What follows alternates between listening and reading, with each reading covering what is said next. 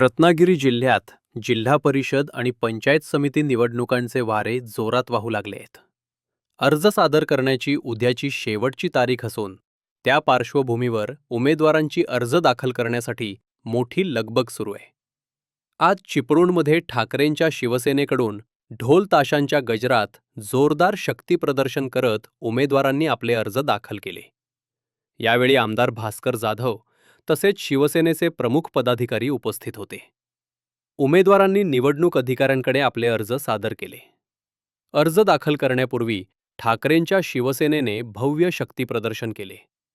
यावेळी आमदार भास्कर जाधव यांनी सत्ताधारी पक्षांवर जोरदार टीकास्त्र सोडत कार्यकर्ते आणि पदाधिकाऱ्यांना मार्गदर्शन केले. ज्या आईने तुम्हाला घडवलं, पालन पोषण केलं, मोठं केलं, त्या आईलाच तुम्ही घरातून बाहेर काढायला लागला. म्हणून करू नका. अर्ध्या मुंबईला हे मी पटवण्यामध्ये यशस्वी झालो, पण दुर्दैवाने थोडक्या करता घात. कुणी घात केला? आपल्याच लोकांनी केला ना का दुसऱ्यांनी केला?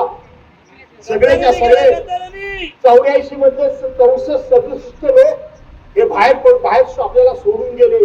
पण सोडल्यानंतर सुद्धा मनसेचे 10 आणि उद्धव बाळासाहेब ठाकरेंचे 67 असे 73 नगरसेवक निवडून आले.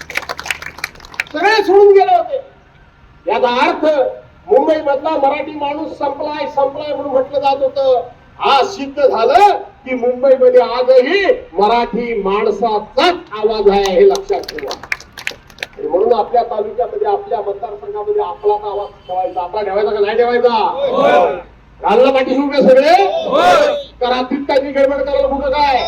इकडे पैसा, तो असं केला, त्याने तसं केला, तो आमचा, असल्या काही वादात पडू नका. एकमेकाबद्दल कुठल्याही प्रकारचे दुराग्रह करून घेऊ नका. महाविकास आघाडी मी भक्कम केलेली आहे. मी आता इथून खेळला सुद्धा जाणार आहे. तुम्ही म्हटलात तर चालत प्रांतपर्यंत तुमच्या बरोबर येतो, नाही तर तुम्ही गेलात तर बरोबर, कारण मला खेळला जायचंय. आणि म्हणून सभा घ्यायला मिळेल ना मिळेल, वेळ थोडा आहे. सगळ्याच्या सगळे उमेदवार निवडून आले पाहिजे.